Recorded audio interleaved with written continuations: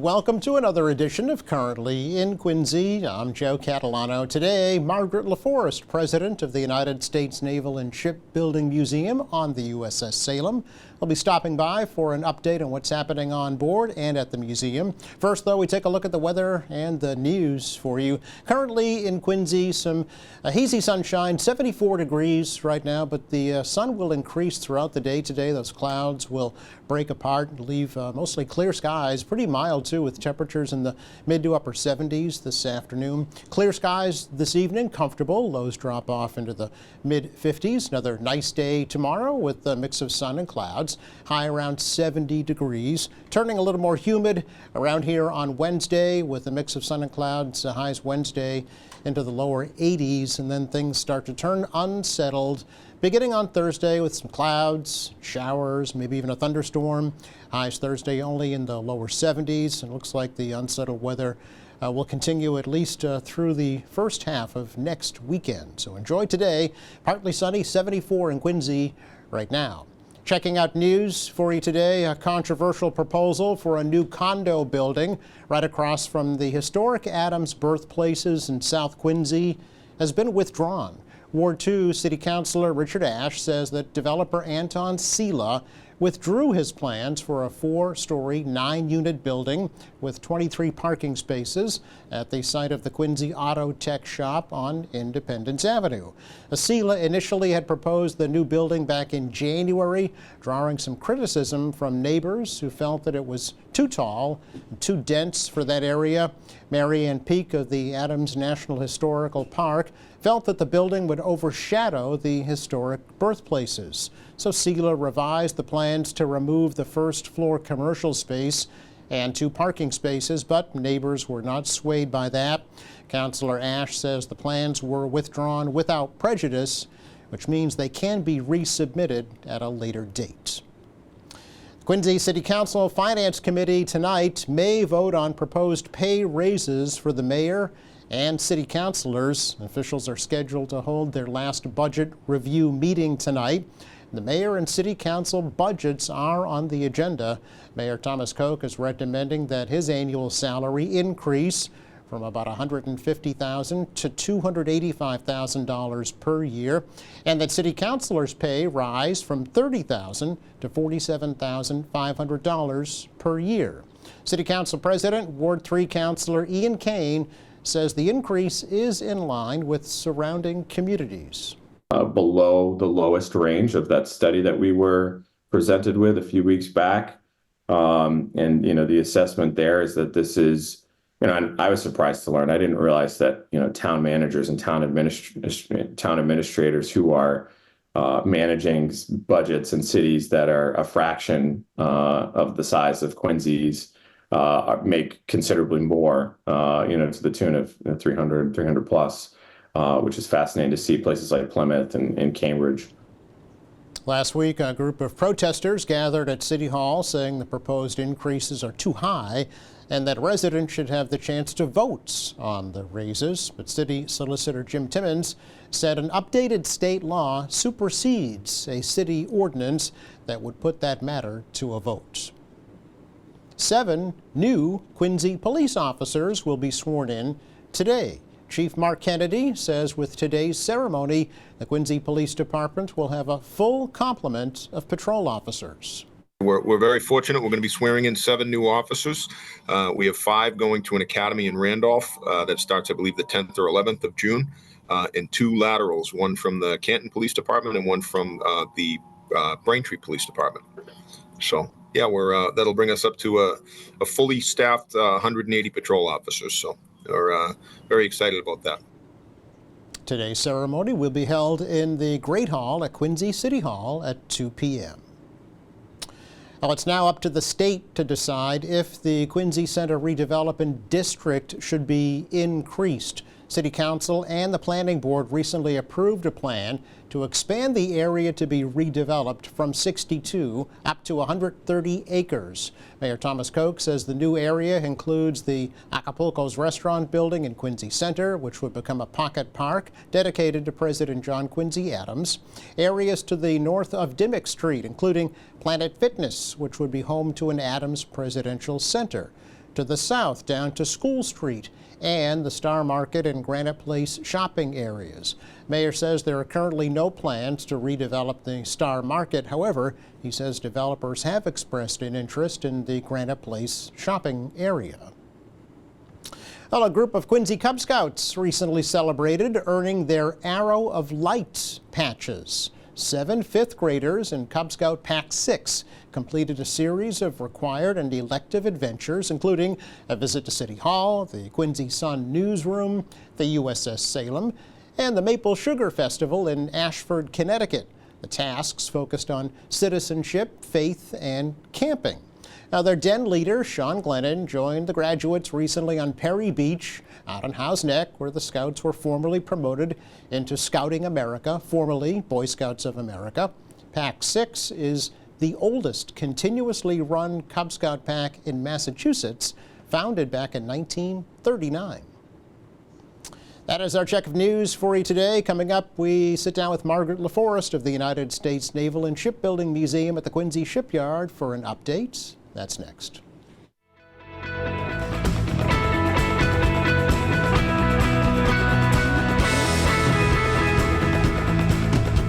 Welcome back. Be a great day to check out the USS Salem at the Quincy Shipyard, actually. A beautiful afternoon to get on board ship down at Pier 3 at the Quincy Shipyard, where they're located. But the president is here now, so don't go down just yet. Wait till after the show.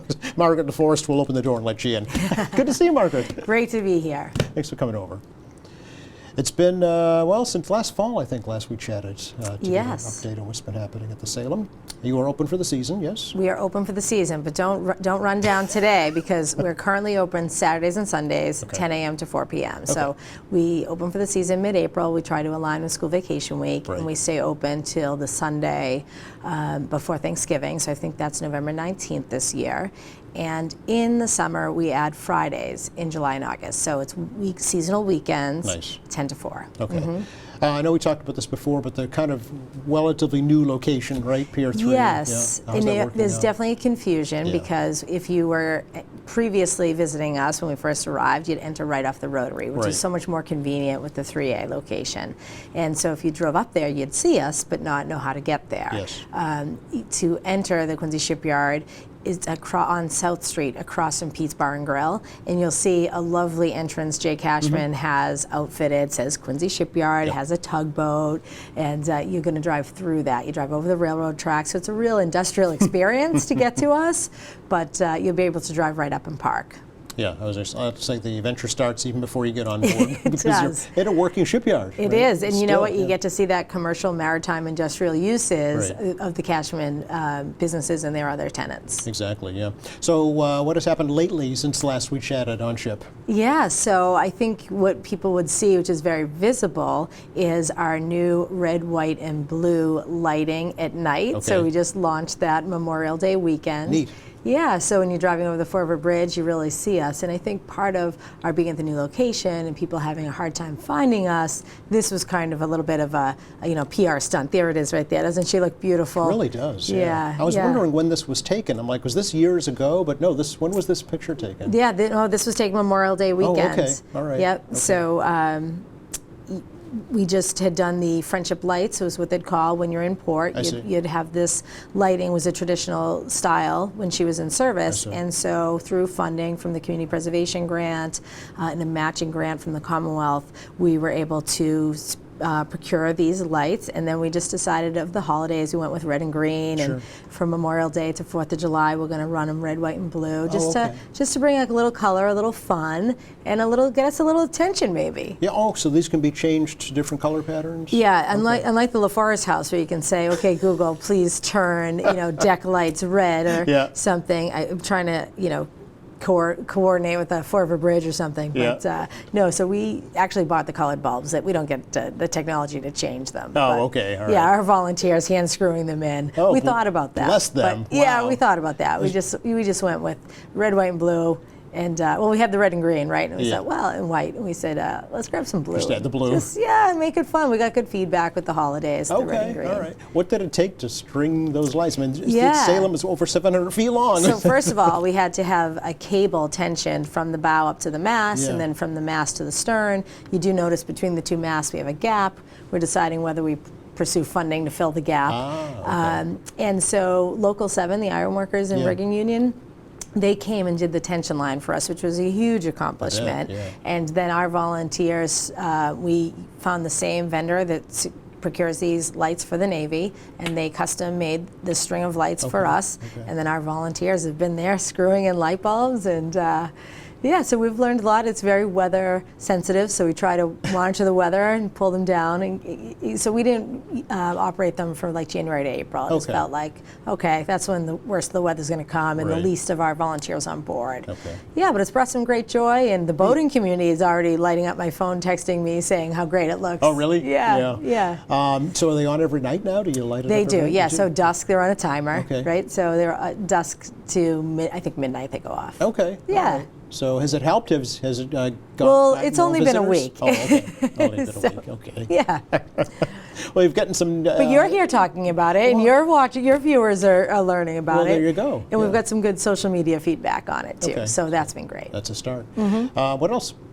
So what else? So I would say we're open for the season. Yes. Our tour is happening. We're welcoming volunteers. We've had a kind of resurgence of late of some newer volunteers, and I know anything from skilled trades. There's you name it. Pretty much anybody who wants to run a needle gun and paint. If you were in the Navy, you ran a needle gun and you painted. If you're one of our volunteers, I think I might be the only one who hasn't operated the needle gun. I'll probably give it a whirl just to check that box. What's a needle gun? The needle gun kind of, like a power tool, and it has these like points, right? And then Okay. and to help you save it from scraping. Oh, okay. So you'll needle gun it, bring it down, prime it, and paint it. But one of our really exciting projects, we have a contractor doing almost $100,000 worth of work topside, and so when you pull up to the ship, your eye is drawn to the highest point of the main mast, and it's got some big rusty spots because it's so hard and difficult to get to. Sure. So that's called the Main Battery Director, and Jag Painting, they're a veteran-owned company. They do work down at Battleship Cove, and so they're coming up and they'll be tackling that as well as our 3-inch guns. So we've got some pretty rusty guns that haven't been restored, so those are all getting done, and the crane on the back. So it's about $100,000 worth of work, but it's really going to be impactful for the aesthetics. And so they're actually there today. So really? if you pulled up, there is some activity on board. Okay. And then our volunteers are always painting things. We have some of our lobby spaces being done. And the exciting project this year is the boot stripe, or the water line. And so when you pull up, you kind of see that faded black look. Yes, And yeah. so we're going to be sprucing that up, and that's something that both of those painting projects are funded in part by the City of Quincy's Community Preservation Grant Funds. And the big $100,000 has a matching grant from the Commonwealth as well. Very nice. So Okay. we're leveraging our resources. But sure enough, a crew of volunteers down in Battleship Cove painted the water line of the JPK, the Kennedy, and our volunteers watching that via social media, some of them drove down and helped, said, why can't we do that? And I was like, well, let's see if we can. Let's go get the money. And, Wow, because going to dry dock is very expensive, I would think, and yeah. it's really more cosmetic than Yep. structural. Our hull is in great shape. We've done some hull thickness gauging to make sure we don't have any weak spots, and we've had a full marine survey, which is really helping drive our capital plan for what these projects are. You don't want to invest in something that's not going to last. No, right? correct. Yeah, And so we've received over $1 million worth of grant funds from Amazing. various sources, whether they're local. I mean, the City of Quincy and the Mayor and City Council and the CPC committee have been tremendous to us. They've great. been a real primary source for us, as well as the Commonwealth. We've received some federal funds and some private organizations. So we are flipping over, every rock we can to chase down any of these dollars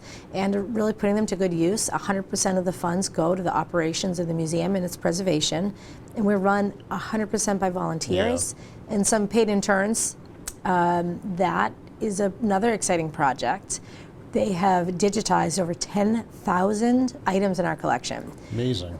So we have great donors would give their item to us, and we'd have a piece of paperwork, and that paperwork went in the file cabinet, and the items went to storage. Especially when the ship first arrived back in the 90s, everybody after the shipyard closed wanted to see the history preserved. So there's a tremendous amount of collection items, and so now it's okay. Let's get that piece of paper. Let's put it in an Excel spreadsheet. Let's photograph those items.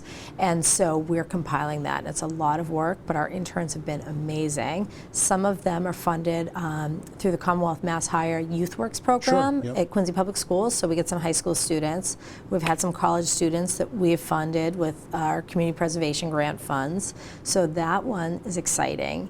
And I should have sent you a picture, but I guess I'll tease it. And if she's watching, we've recently celebrated the 100th birthday here in Quincy of Millie Cox. Oh, yes. And so Millie said, Margaret, I donated my uniform to the Salem. And so I pulled that out and have that at Dependable Cleaners. And Krista Haggerty, the CEO of Dependables, she very generously donated to get that prepared. I want to take a picture with Millie in her uniform all these years later. Yeah, so that's exciting. But, items like that, you can just pull it right out. I said to the interns, do you know where this particular uniform is? And yes, they pulled it right out. Right up, So it doesn't always go that easy. Well, but now that we're starting to digitize, but the bigger your library gets, the easier it'll be to access these things. Correct. Right? So that's taking a lot of our efforts. Sure. We're doing interpretive signage. We really want to improve the visitor experience because we're volunteer run. It's a self-guided tour. If you do come on board, we welcome volunteers to be docents. We have some great ones. And we really see that in visitor experience. But we had a contractor. This also was funded in part by the City of Quincy Community Preservation and the Commonwealth, working on interpretive signage for us at each location on the tour route. So really, hey, what is this? You're looking in, you might see it's the bakery, but tell me a little about it. Show me a picture of it in service. So that is coming together. I'm spending some of my time on that. It's busy. We're busy. To make it really interactive for all age groups, right? Not just for student tours, but for all age groups. I would say our primary demographic, so one, for the students. Of course. I would say, it's definitely a family fun adventure, for sure. The little kids soak it up. However, what we have oftentimes is a lot of our crew members, their families, kind of make it their pilgrimage. We want to see Dad's ship, right? And so every weekend we have visitors across the country, and there's always somebody. I feel like every weekend we're running into someone, oh, my dad served on the ship, or my dad was in the service on a similar ship, and our family wants to come and visit. But we do have a demographic of retirees. And one of our biggest challenges is the accessibility, right? The gangway, high tide, low tide, climate change, sea level rise, making it work. And so that's something I put in this year's community preservation ask is helping us improve things like accessibility. Our deck on the ship is 80 years old. It's original teak, and the planks are popping. And so we're having some real challenges as people come and visit, and we have every, you name it, quick fix idea, whether it's a metal strap or cement ramps or things. You name it. So those are some big scale projects that we want to tackle that we're just starting. Like, let's get phase 1 monies to help us leverage additional funds and really understand the scope of work and what can and can't be done. Getting below decks, I would think, would be the major challenge. That one's just kind of out, right? No elevators, there's no. Although we do actually have an elevator on board in our hangar. For the helicopters. Yes, correct. So technically, but no, that wouldn't be something we'd want to put people on. But we really don't see an opportunity to modify to get you below decks, but to get you an easier experience on the main deck. And something else we did with grant funds, we substantially increased the amount of security cameras that we have on board. And so we're going to install kind of a large TV, sit you in the Admiral's conference room, which is on the main deck, and then you want to see real time what's down below. We could use our security feed to kind of give you a bit of a virtual tour. Punch up the galley or punch up the bridge or so something. We're not quite there yet, but the cameras have been installed in place, and we've expanded our Wi-Fi infrastructure. So that's kind of an in progress. We see here the opportunities for volunteers. Please reach out to me. You're welcome to email info@usssalem.org. You can shoot us a Facebook message. I would tell you, come by on a Saturday morning. Jerry Ionelli, who's a Quincy resident, is our volunteer coordinator. Typically, he's there, meets with volunteers who are interested. We'll show you the lay of the land, give you the tour, show you what volunteers are working on, and then we curate your volunteer experience to what you're interested in. Right? So there are some who are, put some tools in my hand and I'll come paint for you. Okay. when I'll fix the deck and do those kind of trades jobs, right? Or there's, I want to be welcome to Walmart, be at the top of the gangway, okay. greet visitors, All right. or It's I'll give important, right? tours. Yep. And so we really, or work in the archives, work with the collection items. So If you're really, computer savvy, depending yeah. what your interest is, believe me, there's something to get involved They'll in. find a spot for them. sure. Yeah. Is there a time, a dedicated amount of time they have to give to be a volunteer? No, we're very casual. Okay, Come all right. volunteer when works for you. Okay, Yeah. all right. Yep. Photo on a show of celebrating the Navy's birthday Okay. from years ago, right? Oh, I don't know. Let me see what the. Well, you oh, sent it to me, Oh, this is right? the one. Yes, the Navy's. Yes, I will show you. Yes. From way back when. If we bring that up, John, we'll talk. Yes. That's what we're So saying here, this is called dressing ship. So when a Okay. ship would be in port on certain days designated by the U.S. Navy, you Yep. dress ship, and you see this string of signal flags from the bow to Yeah. the mast, from the mast back down to the stern.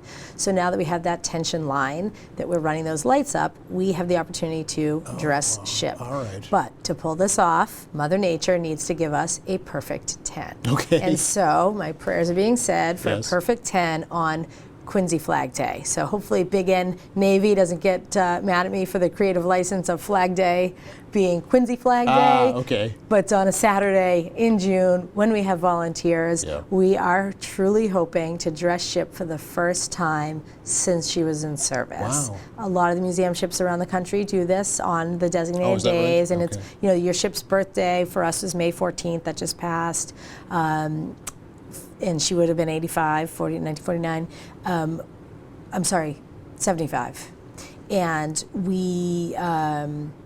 so we would have done that, but we weren't ready. Yeah. And like 4th of July would be a day, I believe Labor Day. So there's a series of dates that are designated days. As dress days. Is dress days. Okay. So I don't know that we're always going to be able to pull that off Yeah. on those days, but our intent was Quincy 400 is coming up next year. Yes. It's very special. So this is kind of our dry run Okay. for what we can be doing for next year. All right. So Okay. figured Quincy Flag Day is a very special day for our community. The city of Quincy has invested through community preservation dollars significant funds in our vessel restoration and preservation projects, and including the dress ship purchasing of the signal flags.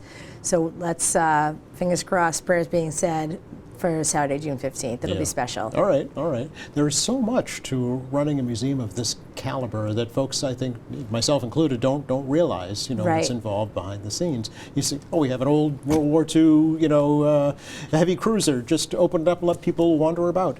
It's not quite so simple. No, there's a lot of preservation and maintenance work, and I'm so grateful. I mean, our volunteer crew just give and give and give, and we all do our part, and so it's been a true joy for all of us. We do have some original Salem crew members, some who live locally that we see regularly, some we see on occasion, so I'm hoping to have them on board when we dress ship. I mean, what a special emotional moment to say, this was my ship, and seeing her dressed for the first time since in service. So that is great. And then my role is really kind of the business operations end. Yeah. And it's a lot of work. It's really like another full-time job. I'm but, sure. Yeah. Volunteer.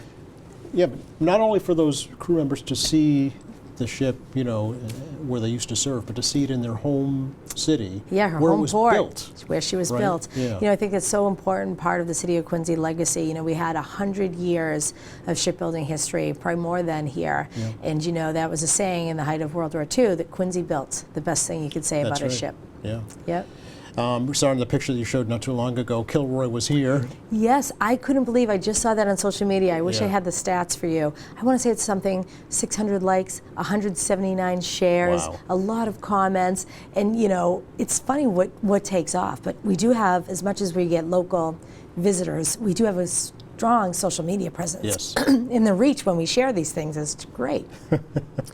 Yes, I actually interviewed here in the studio so many years ago. It would have been in not this studio, but in the 80s, the one up on School Street, Yes. right? Kilroy's daughter. Is that right? Yeah, so you've got some great footage of me with 1980s hair Oh, and we'll my have to dig that Broadmeadows up. Middle School Yes. fellow students. One of the And- history girls. Yes, and we interviewed James Kilroy's daughter about Oh. the story, about the reveal of the true who Kilroy was. How that saying came Yeah. about, yeah. Yeah. Interesting. Well, so you really have been involved with this project for a very long time. Yeah, so since I was a student at Broadmeadows, and Yeah. we pitched the idea to then Mayor Sheets Right. that the shipyard had just closed, and Ron Adams, our teacher, I think he invented experiential learning, challenged us. What does the closing of the shipyard mean to your community, your family, and the economy? And for me, I had great connections with my family, with the community, and understood the loss, and just felt it was so important for future generations to know about Quincy's proud shipbuilding past. And so here we are, and Here I'm you still are. committed. Reach out, website, email, phone Sure. number. Yep. Okay. USS-salem.org is our website. Our phone number, 617-479-7900. Of course, it only gets answered when we're open. Right. Yep. But the best way to reach us, in email, info@uss-salem.org. I'm one of the responders on that email. So or at Facebook, our Facebook page, you're welcome to reach out. And we're happy to answer any questions, welcome people aboard. We do group tours and functions by appointment. So Okay. if someone's saying, geez, I'd like to do something, but I can only do on a Wednesday, Right. we'll make it work for you. Okay, all right, Yeah. good to know. So good to see you, Margaret. Thanks Always for a stopping pleasure. by. And good luck with your future projects. Thank you. You are welcome. Check the forecast for you for the rest of the day today. Really nice, actually. Lots of sunshine. The clouds will thin out. Temperatures will top off in the mid-70s with nice, comfortable humidity. Clear this evening, lows into the mid-50s. Okay, tomorrow, too. Sun and clouds, a little cooler. Wednesday, we turn more humid, and then we introduce some rain and some showers Thursday, probably into the first half of next weekend. So enjoy the next few days. Thanks again to Margaret LaForest for joining us from the United States Naval and Shipbuilding Museum. Thanks to our crew, and thank you for watching. Speaking of Friday here in the program, we'll get all the details about this year's annual Porch Fest celebration. It's coming up. Meantime, check our website, qatv.org. All of our latest programs are there. There's news, information, video on demand, live streaming, and much more. For all of us here at QATV, I'm Joe Catalano. Have a great week.